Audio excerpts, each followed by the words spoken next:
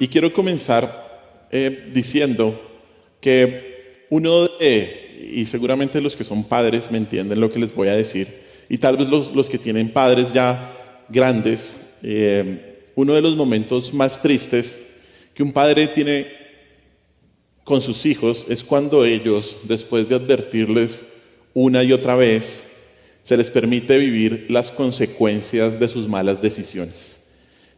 Tal vez a usted como padre le ha pasado, tal vez usted como hijo ha visto eso en algún hermano o en otra familia, pero esto es uno de los momentos más difíciles pues para un padre.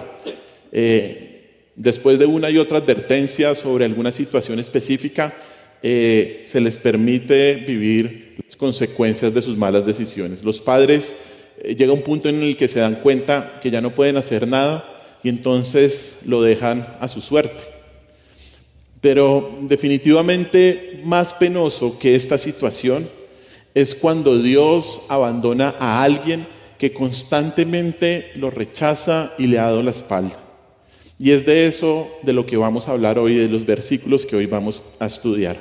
Así que acompáñenme, como usted ya se imaginará, a Mateo capítulo 16. Hoy comenzamos Mateo 16, ya más de la mitad de Mateo. Y vamos a leer los versículos del 1 al 12. Mateo 16, del 1 al 12. Dice así: Vinieron los fariseos y los saduceos para tentarle y le pidieron que les mostrase señal del cielo. Mas él respondiendo les dijo: Cuando anochece decís buen tiempo, porque el cielo tiene arreboles. Y por la mañana hoy habrá tempestad, porque tiene arreboles el cielo nublado. Hipócritas, que sabéis distinguir el aspecto del cielo, mas las señales de los tiempos no podéis. La generación mala y adúltera demanda señal, pero señal no le será dada sino la señal del profeta Jonás. Y dejándolos se fue. Llegando sus discípulos al otro lado, se habían olvidado de traer pan. Y Jesús les dijo: Mirad, guardaos de la levadura de los fariseos y de los saduceos. Ellos pensaban dentro de sí diciendo: Esto dice porque no trajimos pan. Y entendiéndolo Jesús les dijo: ¿Por qué pensáis dentro de vosotros, hombres de poca fe, que no tenéis pan? ¿No entendéis aún y os acordáis de los 5 panes entre 5,000 hombres y cuántas cestas recogisteis? ¿Ni de los 7 panes entre 4,000 y cuántas canastas recogisteis? ¿Cómo es que no entendéis que no fue por el pan que os dije que os guardaseis de la levadura de los fariseos y de los saduceos? Entonces entendieron que no les había dicho que se guardasen de la levadura del pan, sino de la doctrina de los fariseos y de los saduceos. Oremos. Señor, te damos gracias por tu palabra. Gracias por esta sección de tu Santa Escritura. Ayúdanos, Señor, a entender este mensaje, Dios, como tú quieres que lo entendamos, con humildad y con sometimiento a tu Escritura, entendiendo bien lo que dice, Señor, para poder obedecerte como tú quieres, Señor. No queremos ni poner ni quitar absolutamente nada de lo que no está en tu Escritura, Señor. Y Espíritu Santo, esto solo lo podemos hacer por ti. Así que ayúdanos a entender estas verdades que en nuestra naturaleza no las podemos entender. Te damos muchas gracias, mi Señor Jesús, y en tu nombre hemos orado. Amén. Este capítulo comienza con un encuentro de Jesús con los fariseos y los saduceos. Ya el Señor había tenido varios encuentros con los fariseos, pero esta era la primera vez, o es la primera vez que Mateo relata un encuentro con los saduceos.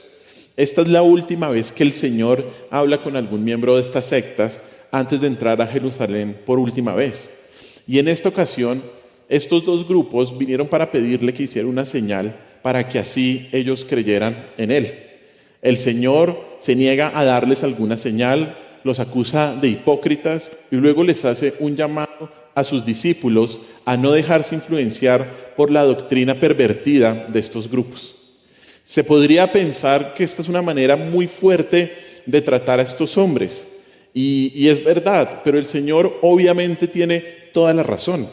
Estos hombres no habían querido darse cuenta de todas las evidencias y todas las señales de que Jesús era el Mesías. Lo habían acusado de obrar en nombre de Satanás, de ser enviado por el mismo diablo, y estaban planeando matarlo, según Mateo capítulo 12, versículo 14. Contrario a la multitud gentil que vimos hace 8 días en el capítulo 15, en donde el Señor les muestra su poder, al sanarlos y darles de comer cuando no se lo pidieron, aquí el Señor rechaza hacer los milagros y las señales cuando estos hombres se lo están pidiendo. Y la razón es que el Señor sabía que la intención de estos religiosos no era una necesidad apremiante o una búsqueda sincera por saber si Él era el Mesías de Israel. Ellos solamente querían buscar algún tipo de argumento para llevarlo a juicio. Estos hombres habían llegado al punto de confundir lo bueno con lo malo, lo justo con lo injusto y a Satanás con el mismo Dios. Por eso el Señor decide dejarlos a su propio pecado.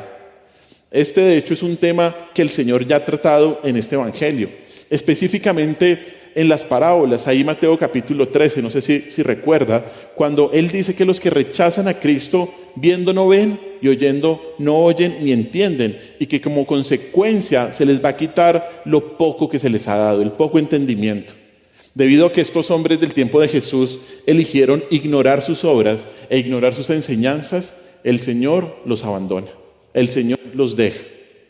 Y hermanos, así como la generación que rechazó a Jesús, llega un momento en que el Señor hoy en día ya no da más oportunidades, sino que abandona a aquellos que no han aceptado su llamado al arrepentimiento.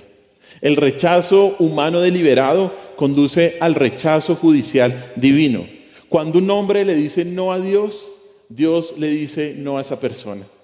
Y esto nos enseña que aunque Dios elige para salvación, el hombre tiene la responsabilidad de arrepentirse. Estas son dos verdades que están presentes en la Escritura y aunque muchas veces no entendemos su relación, están claramente expuestas. Dios elige, claro que sí, porque no hay nada que el hombre que esté muerto en sus pecados pueda hacer para elegir a Dios. Nada. Estamos muertos, no podemos hacer nada para elegir al Señor, muertos espiritualmente. Pero al mismo tiempo es responsabilidad del hombre creer y aceptar el llamado al arrepentimiento. Porque si esto no es cierto, de hecho sería inútil la evangelización. Sería inútil. Y quien no acepta la verdad del evangelio, lo rechaza y lo desprecia a Cristo, llega un momento en que Dios lo abandona. Obviamente, nosotros no sabemos cuál es ese momento. No sabemos cuál es el momento en que el Señor determina esto sobre alguien. Nuestra labor siempre es proclamar el evangelio continuamente, pero esto es una realidad de la Escritura y el relato que hoy vamos a estudiar nos va a mostrar dos aspectos del abandono del Señor. Dos aspectos que vamos a estudiar con respecto al abandono del Señor.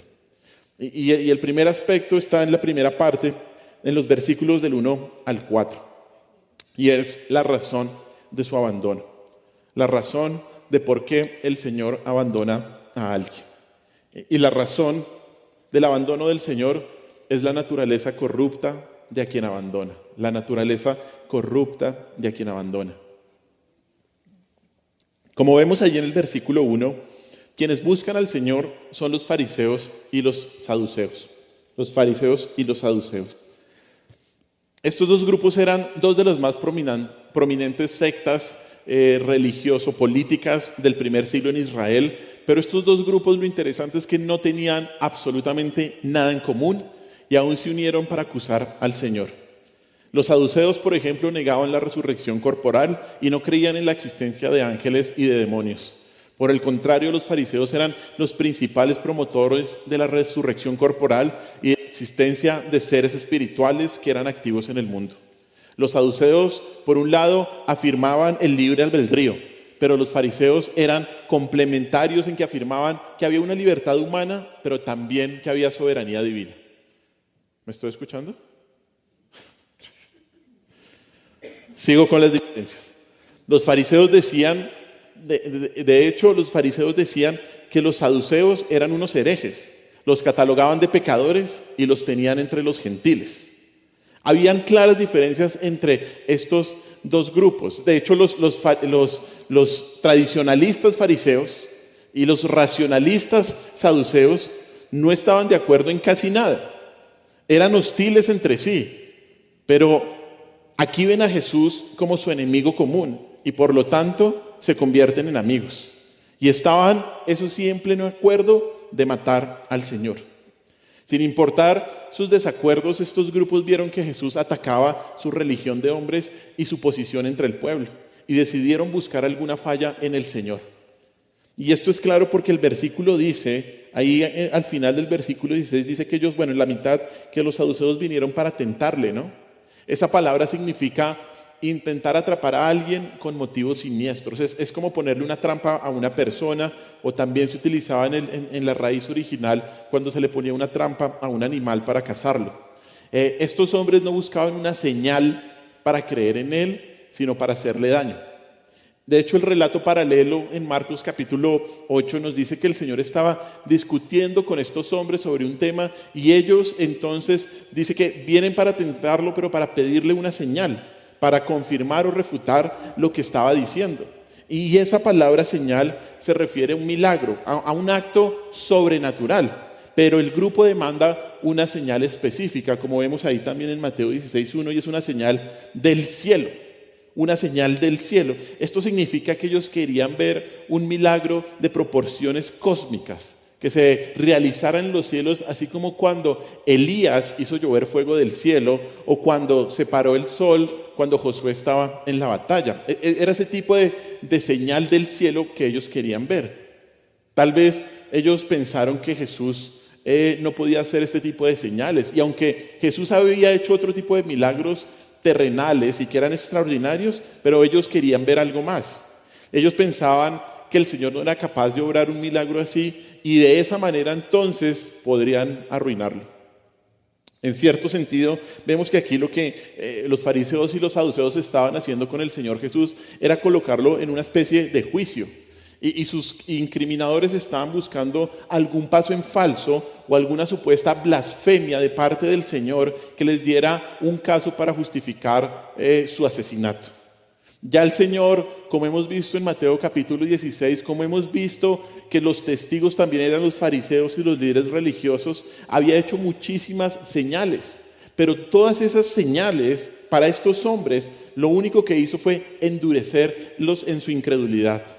De hecho, esto es muy extraño en el relato bíblico, o no muy extraño, es extraño lo que le pasa a estos hombres, porque como nos damos cuenta, había un fariseo muy conocido que se llamaba Nicodemo, que él dijo en Juan capítulo 3, nadie puede hacer estas señales si no viene de parte de Dios. Muchos lo habían dado cuenta, pero la mayoría también entendían o querían no entender las claras evidencias de la palabra. El Señor luego va a responder ahí en el versículo 2 de Mateo 16 por medio de contrastar la habilidad que tienen de discernir el clima por las señales en el cielo. Él dice en el versículo 2, dice, mas él respondiendo les dijo, cuando anochece decís buen tiempo, porque el cielo tiene arreboles.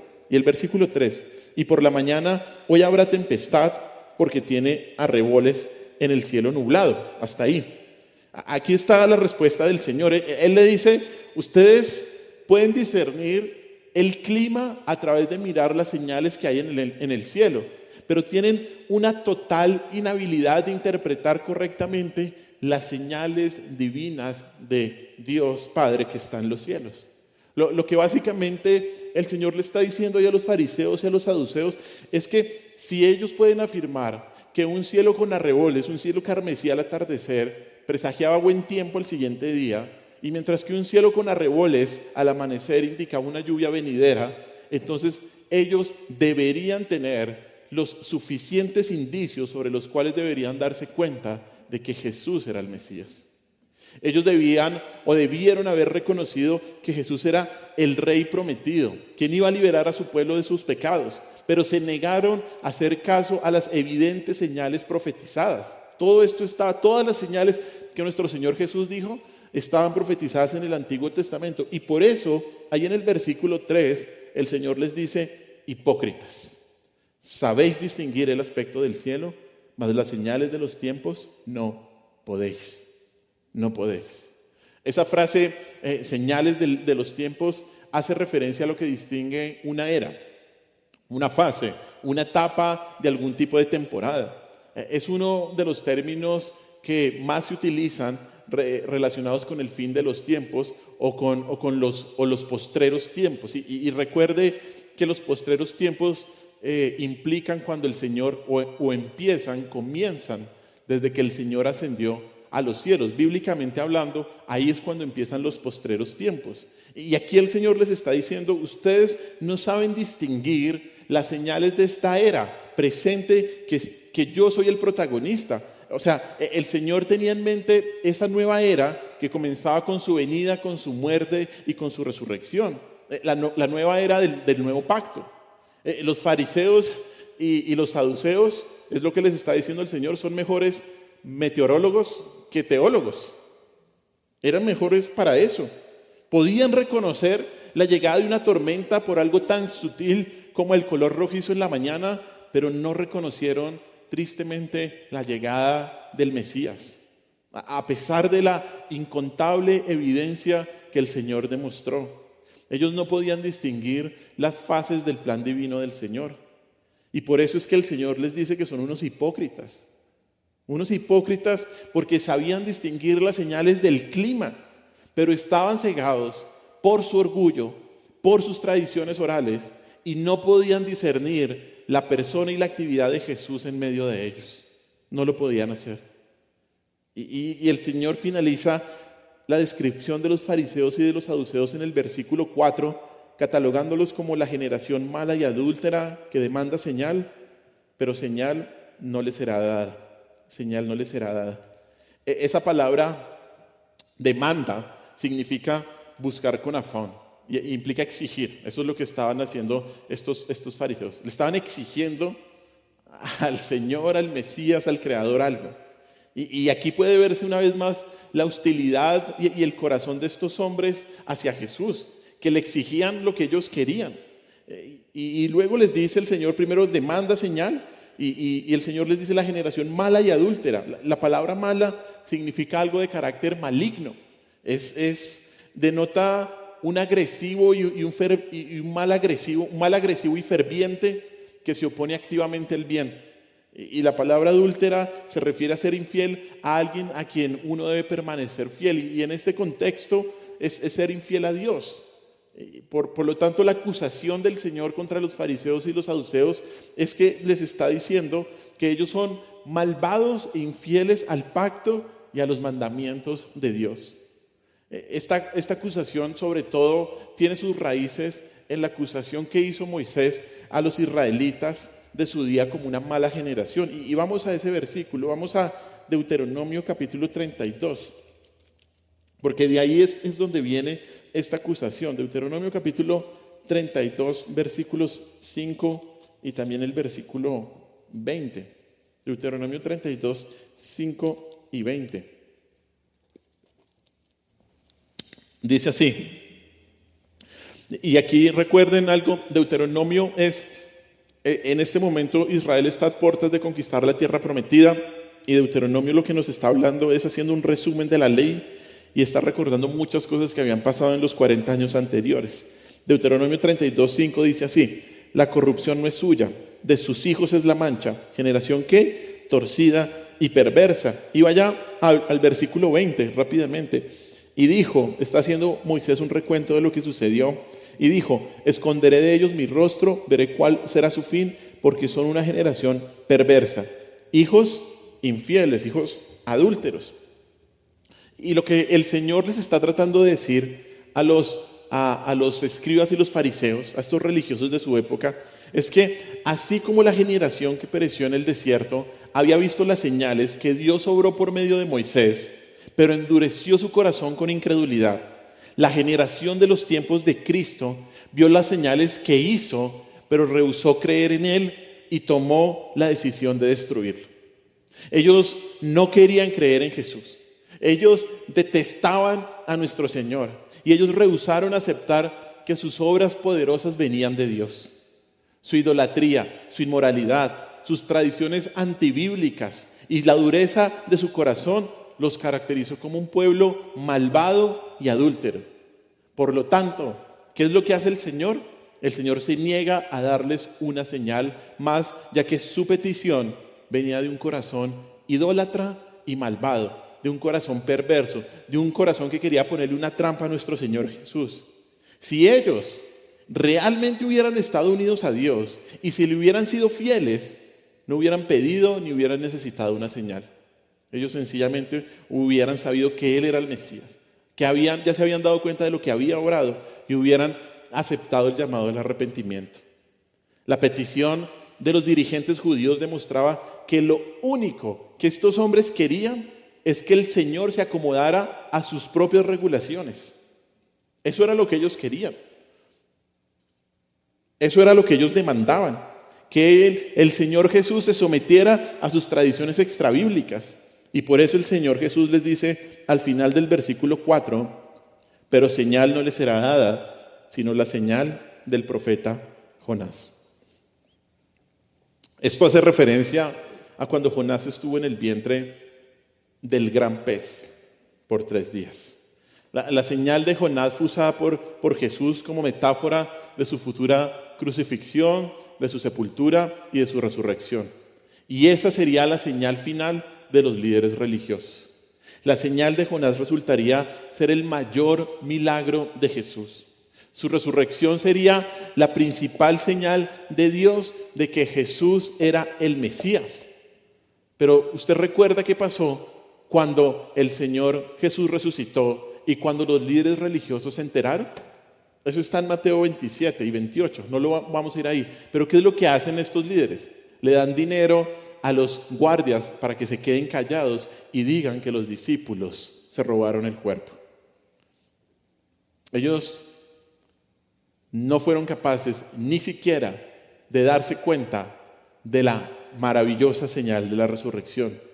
Y esta incredulidad final demuestra lo que dice la última frase de este versículo. Mire lo que dice el versículo 4. Al final, después de toda esta intervención, Mateo dice, y dejándolos, se fue. Mire, esto es importante de entender, porque esta palabra en el Evangelio es muy importante.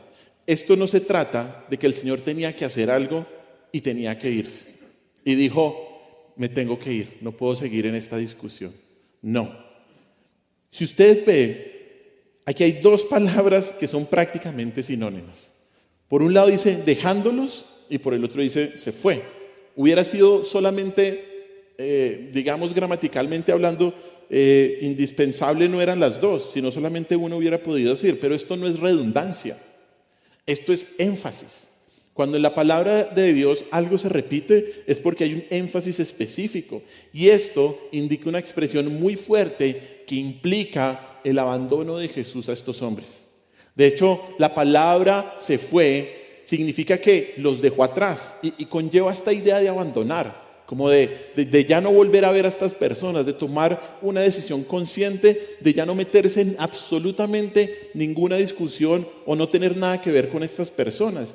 Ellos, los líderes religiosos, habían rechazado tanto a la persona como al mensaje del Rey Mesías. Ya habían escuchado sus enseñanzas, ya habían visto sus obras y todavía permanecían en su rebeldía. ¿Y qué hace el Señor? Los deja. ¿Qué hace el Señor? Los abandona a su corazón endurecido e impenitente. Los abandona al juicio que ineludiblemente había de venir.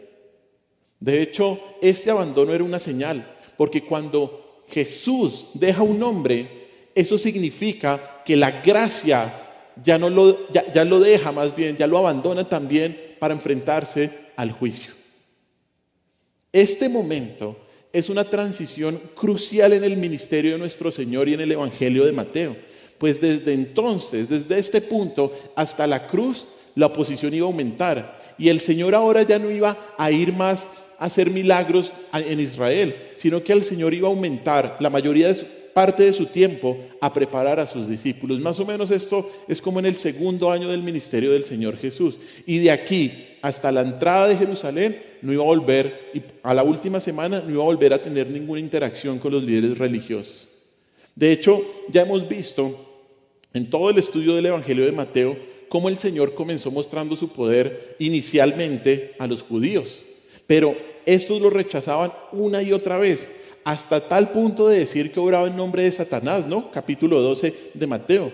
Y por eso el Señor, capítulo 13, comienza a hablar en parábolas, como un juicio. Y luego, como vimos, en Mateo capítulo 15, el Señor ¿para dónde va? Hacia los gentiles. Hacia los gentiles. Y estos, al ver al Señor, los gentiles, un pueblo que no era de Israel, empieza a glorificar al Dios de Israel. Y cuando el Señor vuelve al territorio judío, en este capítulo, se encuentra con más oposición.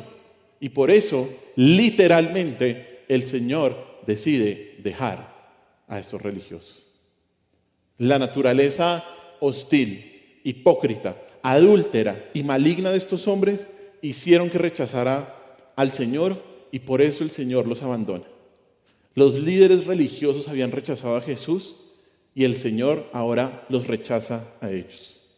La actitud negativa y hostil de los dirigentes judíos hacia el Señor hizo que Él volviese sus espaldas hacia ellos. Y hermanos, esto es lo que sucede cuando una persona constantemente rechaza el llamado al arrepentimiento. Así como el Señor rechazó a quienes por su naturaleza lo rechazaron en su época, el Señor abandona a alguien que constantemente le da la espalda. Como lo dijimos al principio, nosotros no sabemos cuándo esto pasa y nuestra obligación es predicar el Evangelio, pero esto pasa. Esto sucede y tenemos claros ejemplos en la Escritura de ella, como la generación que salió de Egipto, que pereció en el desierto. A pesar de todas las señales que Dios hizo por medio de Moisés, se rebelaron y a causa de su incredulidad el Señor los condenó a perecer en el desierto. Hermanos, quien rechaza a Cristo, quien rechaza la luz del mundo, no solo se le impedirá recibir más luz, sino que perderá la poca luz que puede llegar a tener. Este tipo de personas caen bajo el juicio de Dios y su sordera y su ceguera espiritual es cada vez más y más grande. Mire lo que dice Romanos 1, que fue el texto que leímos en la oración. Romanos capítulo 1, y vamos a volver a leerlo todo. Versículos del 18 al 32. Romanos 1, 18 al 32. Y mire bien su Biblia, porque es muy importante que usted abra la palabra de Dios y mire lo que estoy leyendo y se dé cuenta lo que dice. Dice Romanos 1:18, son varios versículos, vamos a leerlos poniendo ciertos énfasis importantes. Dice así, escuche bien, porque la ira de Dios, y leja bien, se revela desde el cielo contra toda impiedad e injusticia de los hombres que detienen con injusticia la verdad. Porque lo que de Dios se conoce les es manifiesto, pues Dios se manifestó, porque las cosas invisibles de Él, su eterno poder y deidad, se hacen claramente visibles desde la creación del mundo, siendo entendidas por medio de las cosas hechas, de modo que no tienen excusa. Pues habiendo conocido a Dios, no le glorificaron como a Dios, ni le dieron gracias, sino que se envanecieron en sus razonamientos y su necio corazón fue entenebrecido. Profesando ser sabios, se hicieron necios y cambiaron la gloria del Dios incorruptible en semejanza de imagen de hombre corruptible, de aves, de cuadrúpedos y reptiles. Por lo cual, escuche bien también, Dios los entregó a la inmundicia en las concupiscencias de sus corazones, de modo que deshonraron entre sí sus propios cuerpos, ya que cambiaron la verdad de Dios por la mentira, honrando y dando culto a las criaturas antes que al Creador, al cual es bendito por los siglos. Amén. Por esto Dios los entregó a pasiones vergonzosas, pues aún sus mujeres cambiaron el uso natural por el que es contra naturaleza. Y de igual modo también los hombres, dejando el uso natural de la mujer, se encendieron en su lascivia unos con otros, y cometiendo hechos vergonzosos, hombres con hombres, y recibiendo en sí mismos la retribución debida a su extravío. Y como ellos no aprobaron tener en cuenta a Dios, Dios los entregó a una mente reprobada, hacer cosas que no convienen, estando atestados de toda injusticia, fornicación, perversidad, avaricia, maldad, llenos de envidia, homicidios, contiendas, engaños y malignidades, murmuradores, detractores, aborrecedores de Dios, injuriosos, soberbios, altivos, inventores de males, desobedientes a los padres, necios, desleales, sin afecto natural, implacables, sin misericordia, quienes habiendo entendido el juicio de Dios, que los que practican tales cosas son dignos de muerte. No solo las hacen, sino que también se complacen con los que la practican. Es muy claro, ¿no? O sea, es muy claro lo que pasa cuando una persona, a pesar de conocer a Dios, a pesar de ver la revelación de Dios, se rebela, decide no seguir a Dios y empieza, y por eso el Señor lo entrega. De hecho, aquí vemos ese destino de quienes rechazan la evidencia del carácter de Dios que los rodea. Dios rechaza, o Dios más bien, entrega a quienes rechazan las verdades que Dios revela. Las personas saben que Dios existe y no tienen excusa para suprimir la verdad. Romanos 1:20 lo dice. O sea, Dios se ha revelado. Y estas personas no reconocen ni honran a Dios, no les son agradecidos. Ven y saben en lo profundo de su corazón la verdad, pero rechazan a Dios y su injusticia, no la quieren aceptar. Y debido a que lo rechazan y no quieren tener nada que ver con Dios, Dios entonces, ¿qué es lo que hace? Se aparta de ellos. Y cuando Dios los deja solos, quedan abandonados a su suerte. Sin la restricción de Dios, ahí el capítulo nos muestra que Dios los entrega en primer lugar a la impureza y sus deseos pecaminosos, versículo 24. También Dios los entrega a pasiones vergonzosas, versículo 26. Y por último, Dios los entrega a una mente depravada, versículo 28. En otras palabras, Dios le permite hacer lo que quiere. Lo que quiere.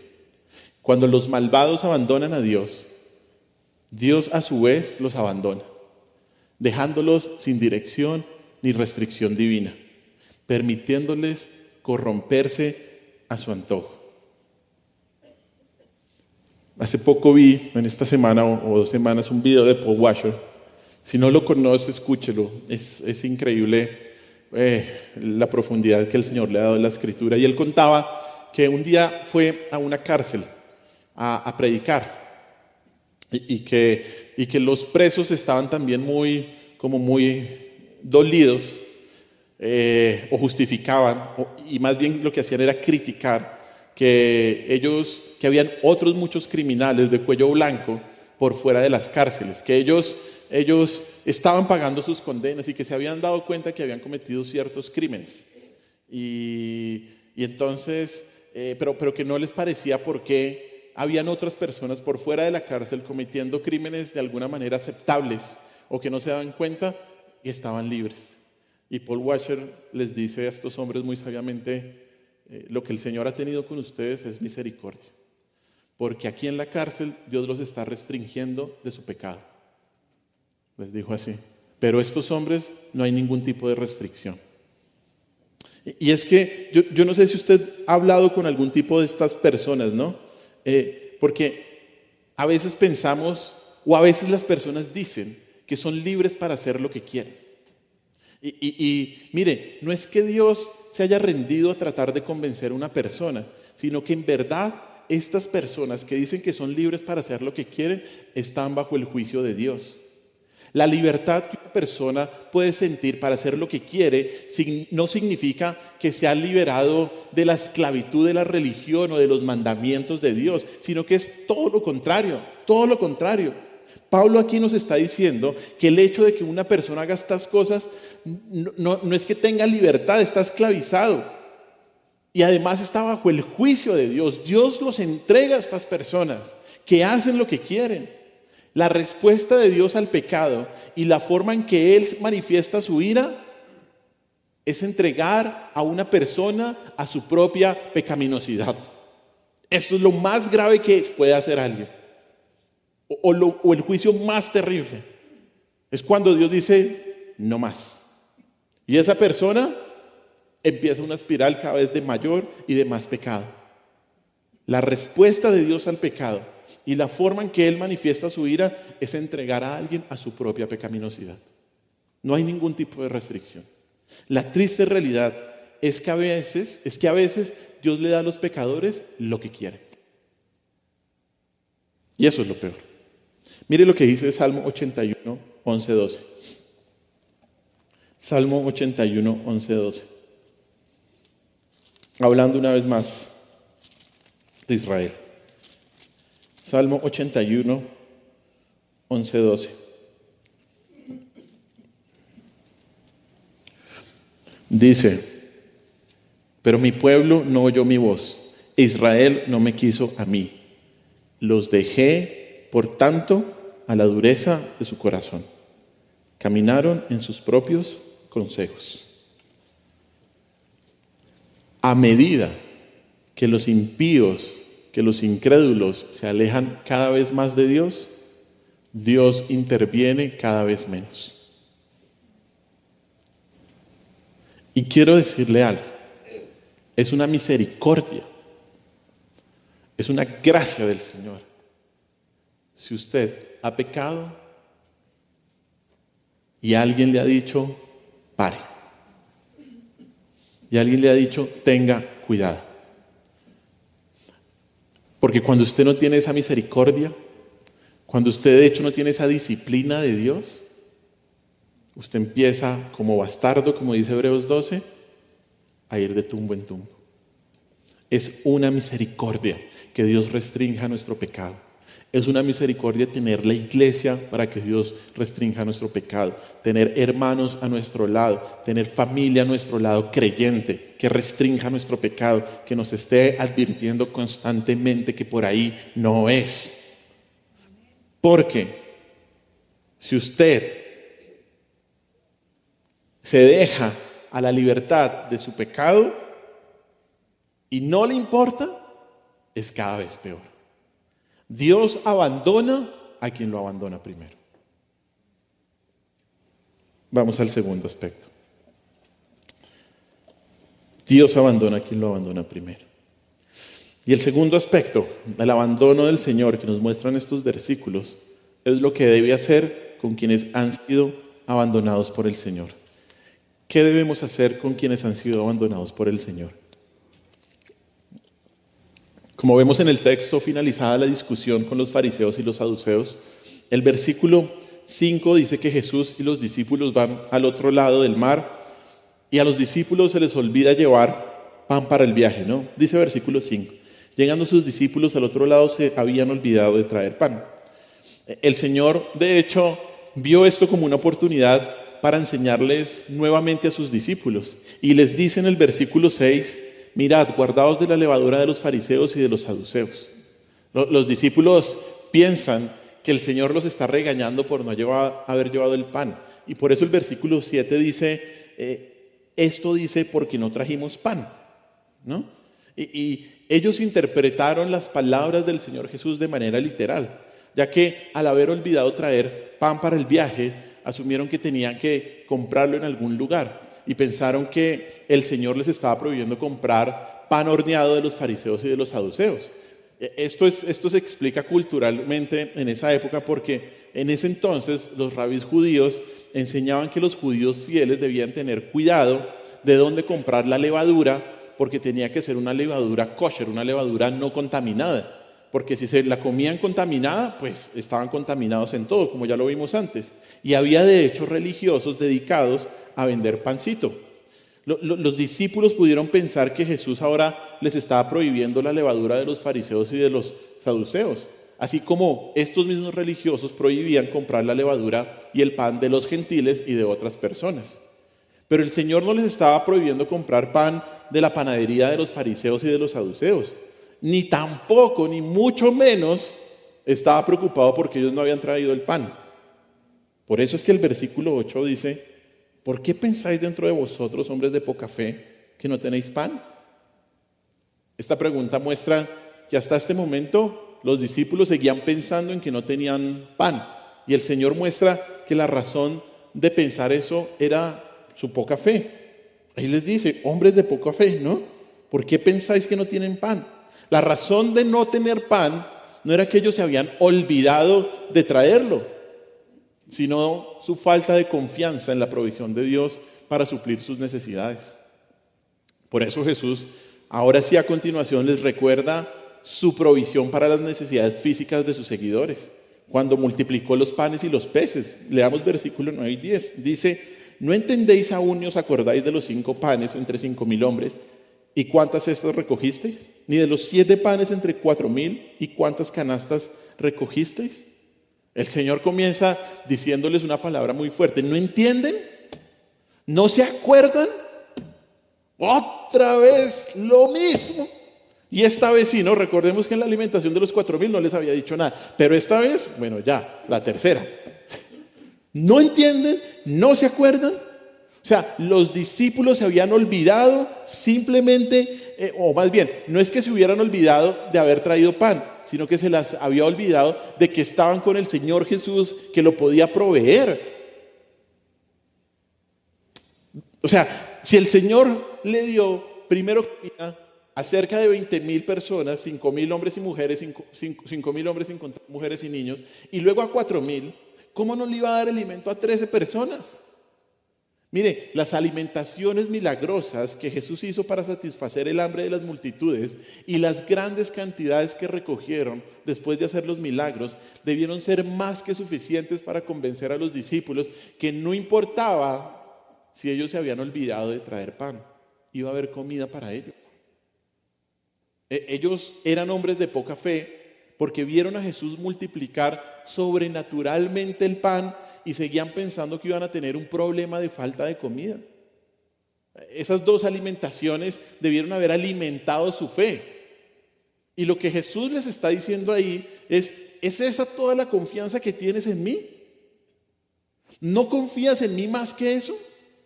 ¿No he multiplicado de una manera increíble, sobrenatural, milagrosa los alimentos? Mire, es increíble de verdad cómo los discípulos pasaron por alto esta verdad tan rápidamente. Pero de hecho sirve como advertencia de que todos somos como los discípulos y que tendemos a olvidar lo que Dios ha hecho en nuestras vidas. Como hablábamos creo que hace 8 días, nos angustiamos de las necesidades futuras, nos angustiamos de que Dios no vaya a proveer, pero hemos visto ya que Dios ha provisto, que Dios ha hecho muchos milagros en nuestras vidas por medio de su providencia. Incluso a veces, no por pecados, sino por descuidos, como por ejemplo se les olvidó llevar el pan. Pero incluso a pesar de nuestros descuidos, el Señor ha sido misericordioso en muchos momentos para proveer en cada circunstancia de nuestra vida. ¿Cómo no tener fe en este gran proveedor que es nuestro Señor Jesús? Él ha prometido estar con nosotros y darnos, como siempre lo decimos, no lo que queremos, sino lo que necesitamos para nuestra santificación y para la gloria de Él, sobre todo. Por eso ya el Señor hace una pregunta final en el versículo 11. Él dice así: ¿cómo es que no entendéis que no fue por el pan que os dije que os guardaseis de la levadura de los fariseos y de los saduceos? Esta pregunta final, el Señor les aclara que Él no está hablando del pan físico. Proveer pan para el Señor es lo de menos. De verdad, es lo de menos. Y aquí es bueno decirlo, ¿no? Si está pasando por un tipo de necesidad, busque al Señor, reflexione en el Señor, que Él lo examine. Proveer para la necesidad, o sea, proveer para el Señor acerca de su necesidad es lo de menos. Más bien piense qué es lo que el Señor quiere enseñar. Bueno, proveer pan para el Señor es lo de menos. El problema es que a estas alturas, en Mateo 16, los discípulos ya debieron haber entendido la enseñanza del Señor. Por eso ahí el versículo comienza diciendo: ¿cómo que no entendéis?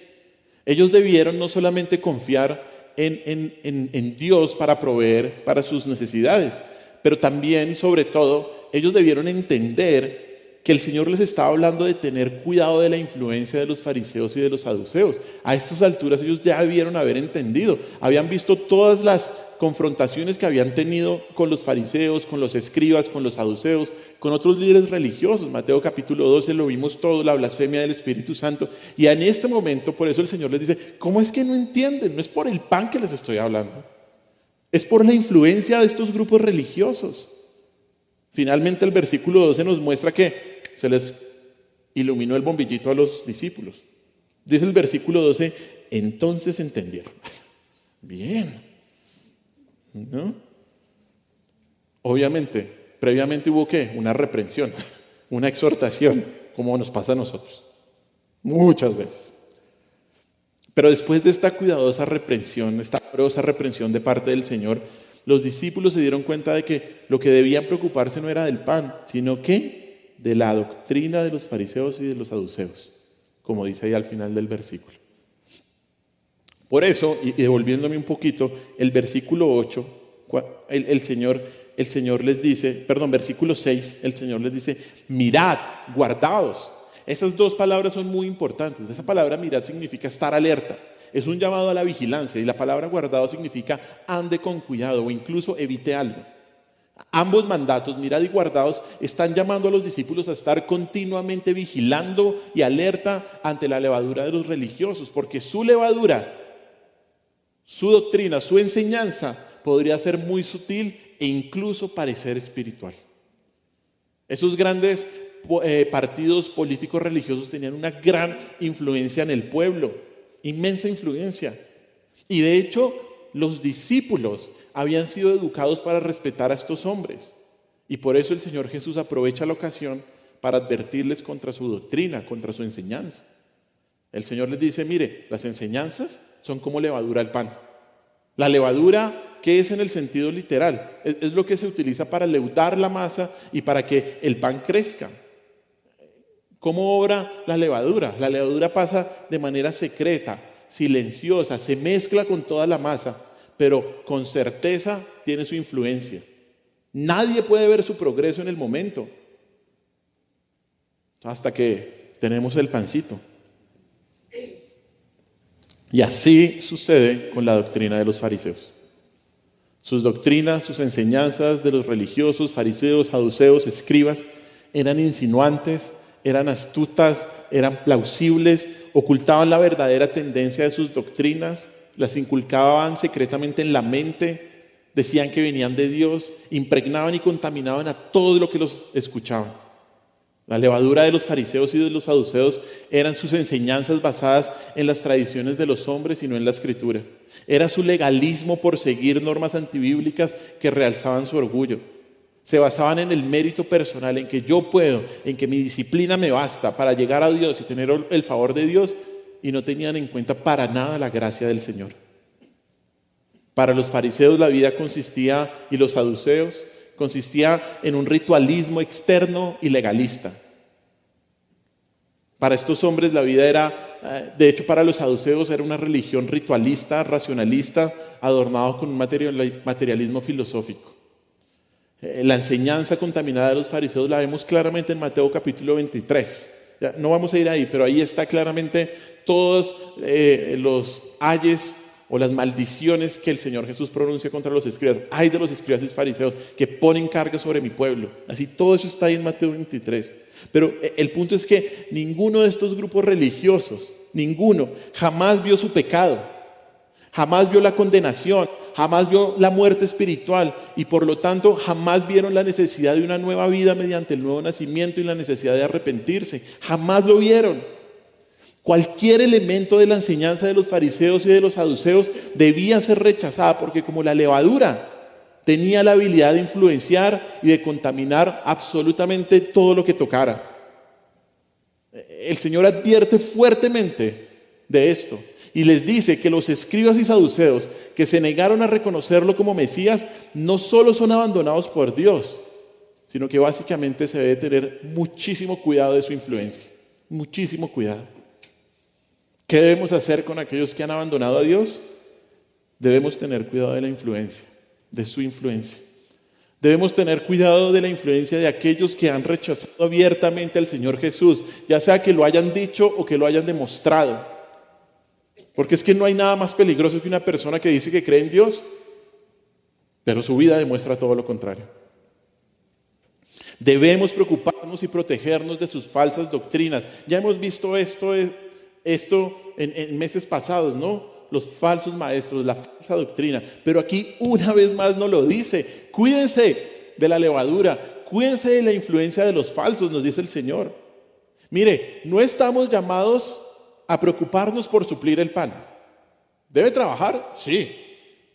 Pero esa no debe ser una preocupación para usted. ¿De qué debe preocuparse? De la mala enseñanza, de la mala doctrina, de las falsas ideologías que hay en este mundo. Venga de donde venga, venga de donde venga. Mire lo que dice Romanos 16, 17 y 18.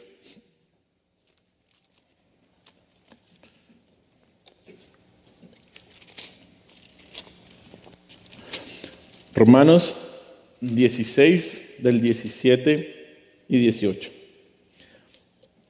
Dice así: mas os ruego, hermanos, que os fijéis en los que causan divisiones y tropiezos en contra de la doctrina que vosotros habéis aprendido, y que os apartéis de ellos, porque tales personas no sirven a nuestro Señor Jesucristo, sino a sus propios vientres, y con suaves palabras y lisonjas engañan los corazones de los ingenuos.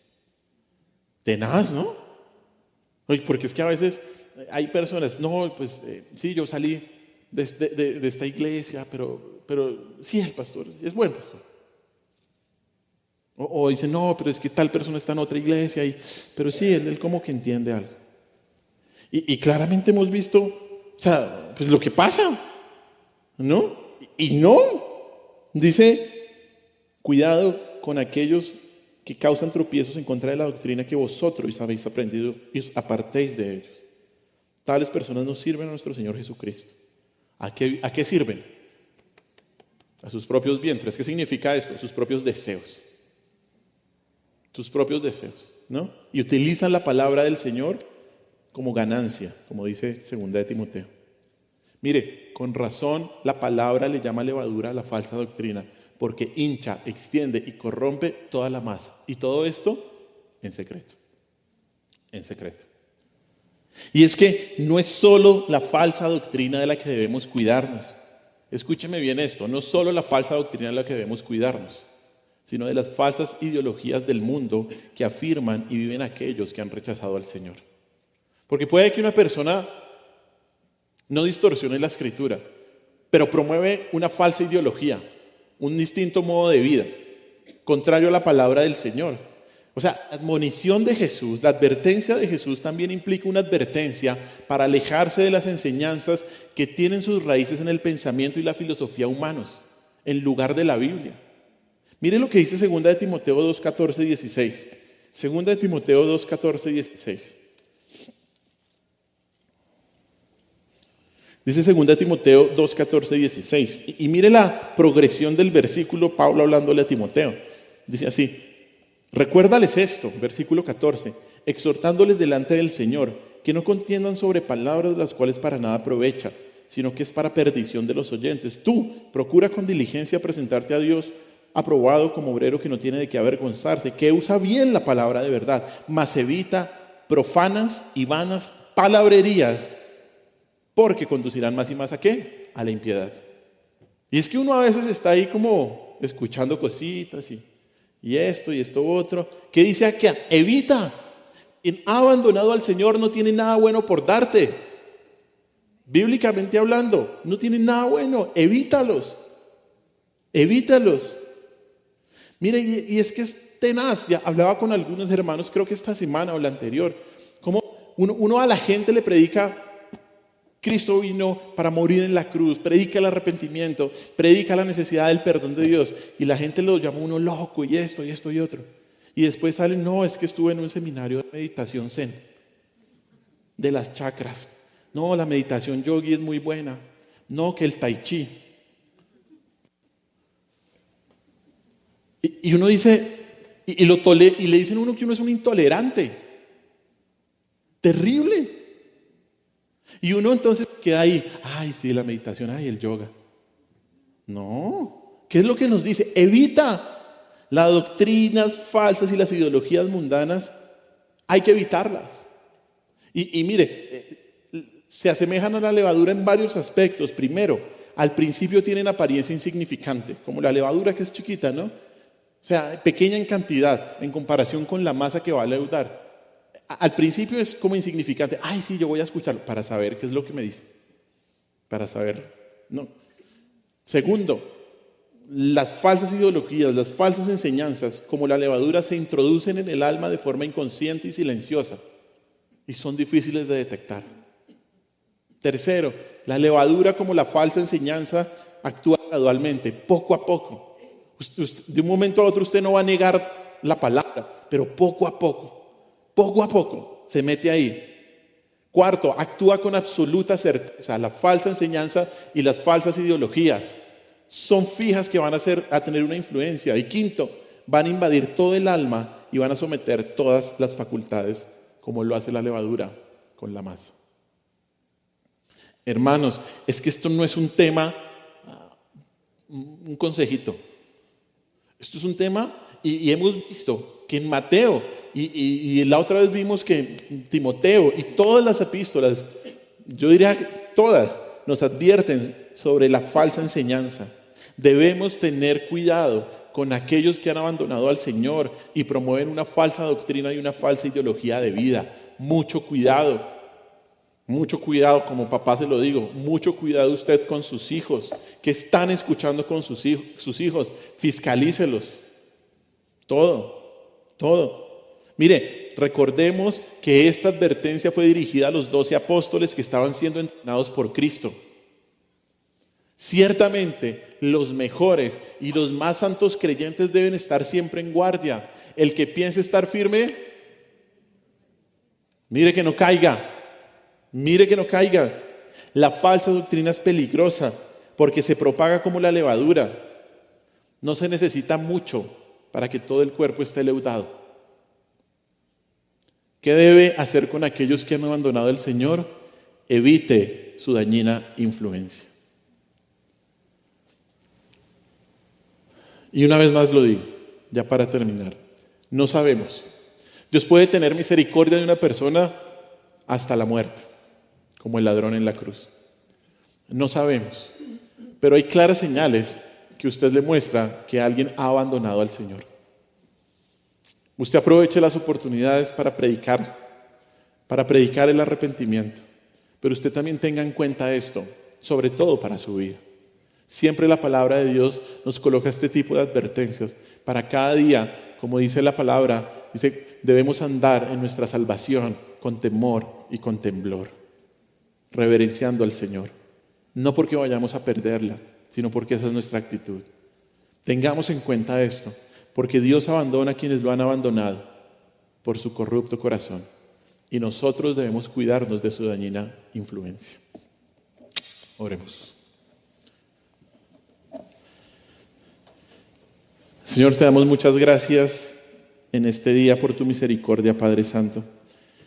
Muchas gracias por tu palabra, Dios. Ayúdanos, Señor, a obedecer tu palabra.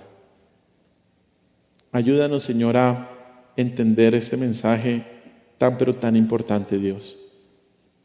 Este mensaje, Señor, de que tú tienes paciencia con nosotros, Señor, y a los creyentes, Señor, yo te pido, Señor, que nosotros no juguemos con el pecado nunca, Dios.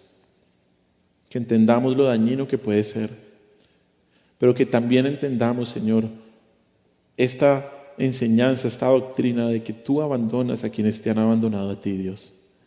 Que tú entregas a sus propios pecados, a sus propias libertades, Dios, a una persona, Señor. Si tenemos personas a nuestro alrededor así, ayúdanos a exhortarlos, Dios. Ayúdanos a predicar una vez más el Evangelio.